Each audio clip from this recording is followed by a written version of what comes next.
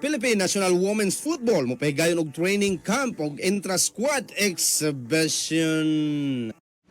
Ang Philippine National Women's Football Team mopahigayon og training camp ug intra-squad exhibition match sa nasod sunod buwan. May pahibalo ang Philippine Football Federation sa kalambuan ni adtong Martes nga ang intra-squad kompetisyon nga katakdang dulaon karong Pebrero 25 sa bagong Mall of Asia Football Field Maoya mutapo sa siyam ka adlaw nga training camp. Kini kabahin sa pagpangandam sa team alang sa dagko nga mga torneo karong tuiga sama sa ASEAN na Women Championship, FIFA Asian Cup qualifiers ug Southeast Asian Games. Kaniadto ang kupunan nag-ingon nga maghimo kini usa ka kampo sa pag-ila sa Estados Unidos sa Pebrero tungod kaya kini nagtan-aw sa pagbalapad sa pool sa team. Alang sa PFF na Senior National Teams Director Freddy Gonzalez, bisan pa ang kampo sa pagbansay usa ka maayong oportunidad nga makonektar ang team sa mga fans nini ug alang sa magdudua nga hingpit nga may usa sa sistema ni Torcaso.